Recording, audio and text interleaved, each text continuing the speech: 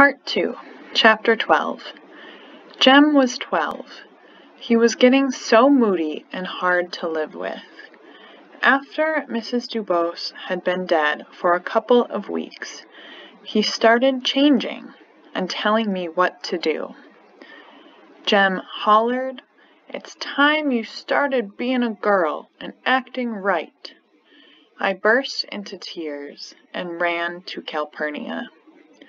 Calpurnia told me not to fret, that he was growing up.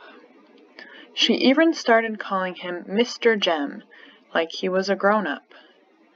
I spent a lot of time with Calpurnia waiting for summer, when Dill would come to Maycomb. Summer came, and Dill had not come.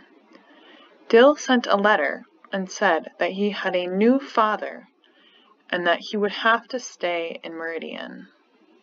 The state legislature was called to an emergency session, and Atticus left us for 2 weeks. One Sunday, we went with Calpurnia to her church. She got us all clean and spent time going over our clothes. My dress had so much starch in it, it came up like a tent when I sat down. "It's like we were going to Mardi Gras," said Jem. "What's all this for, Cal?" "I don't want anybody saying I don't look after my children," she muttered. "Mr. Jem, you absolutely can't wear that tie with that suit. It's green." Calpurnia took us to First Purchase African M.E. Church. It was called First Purchase because it was paid for from the first earnings of freed slaves. Negroes worshipped in it on Sundays, and white men gambled in it on weekdays. As we entered the churchyard, the men stepped back and took off their hats, and the women crossed their arms at their wrists. They made a pathway for us. A woman's voice came from behind us. "What you up to, Miss Cal?" "What you want, Lula?" she asked in a tone I had never heard. "I wants to know why you bringin' white chillun to a church." "They's my company," said Calpurnia. Again, I thought her voice was strange. She was talking like the rest of them. "Yeah, and I reckon you's company at the Finch house during the week." "Don't you fret," Calpurnia whispered to me, and then said to Lula, "Stop right there." Lula stopped and said, "You ain't got no business bringing white children here. They got their church, we got ours. It is our church, ain't it, Miss Cal?" We told Calpurnia that we wanted to go home, that we weren't welcome here. When I looked up, Calpurnia had amusement in her eyes, and others were coming toward us. Lula was gone, and we were surrounded by others. One of them, Zebo, said to not pay attention to Lula, and that they were glad to have us there. Inside, church service was beginning. Reverend Sykes started by making some announcements. I noticed that there were no hymnals, and when I went to ask Calpurnia about it, she told me to be quiet. Reverend Sykes said that they would be taking up a collection today, and for the next 3 Sundays for Tom Robinson to help out his wife Helen and their family. Reverend Sykes said that we would begin services by singing hymn number 273.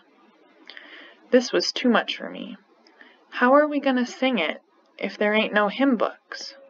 Calpurnia smiled. "Hush, baby," she whispered. "You'll see in a minute." Zebo cleared his throat and read in a voice like the rumble of distant artillery, "There's a land beyond the river." Miraculously on pitch, 100 voices sang out Zebo's words. The last syllable, held to a hum, was followed by Zebo saying, "That we call the sweet forever." Music again swelled around us. The last note lingered, and Zebo met it with the next line. Reverend Sykes went into his sermon, and after that came the collection. After the coffee can went around the church, Reverend Sykes emptied the coins into his hand and announced that it was not enough. He said that we must have $10. He even had one of the church members close the doors until we had $10 collected. We put in our dimes. Slowly and painfully, the $10 was collected. At the end of service, when we were all leaving, Reverend Sykes said to us, "We were especially glad to have you all here," said Reverend Sykes. "The church has no better friend than your daddy."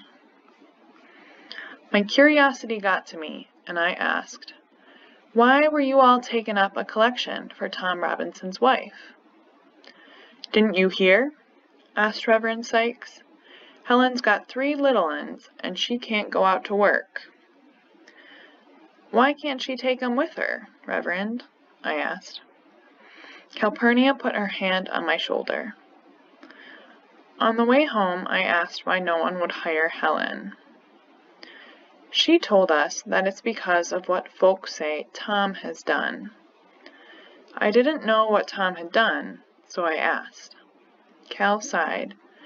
Old Mr. Bob Ewell accused him of raping his girl and had him arrested and put in jail. Mr. Ewell? I thought and remembered what Atticus said, that they were absolute trash, and I had never heard Atticus talk about anyone like that before. Cal said that I'd have to ask Atticus the questions about this. Calpurnia did explain why they sang hymns the way they did. It's called linen, and it's been done like that for as long as she can remember. Jem thought it would be a good idea to take up a collection to get some hymn books. Cal said it would do no good, since she only knows about 4 people who can read. Zebo, who was Calpurnia's oldest son, was taught by her, and Cal was taught by Miss Maudie's aunt, old Miss Buford. Another thing I was curious about, and had to ask Cal about it, was the way she talked around the other colored folks. "Cal," I said, "why do you talk to your folks when you know it's not right?" "Well, in the first place, I'm black. That doesn't mean you have to talk that way when you know better," said Jem. "It's right hard to say," she said. "Suppose you and Scout talked colored folks' talk at home. It'd be out of place, wouldn't it? Now what if I talked white folks' talk at church? And with my neighbors? They'd think I was putting on airs to beat Moses." "But Cal, you know better," I said. "It's not necessary to tell all you know. It's not ladylike. In the second place, folks don't like to have somebody around knowing more than they do.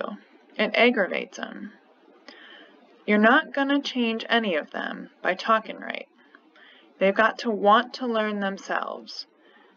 And when they don't want to learn, there's nothing you can do but keep your mouth shut or talk their language." As we approached the house, Jem told me to look on the porch. I looked and saw Aunt Alexandra sitting in a rocking chair.